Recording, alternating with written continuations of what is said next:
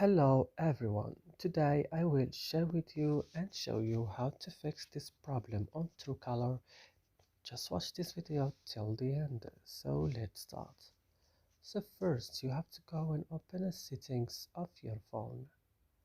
After this, go directly to apps option and then search here for Truecaller. When you found Truecaller, just open it like this and then go to storage option.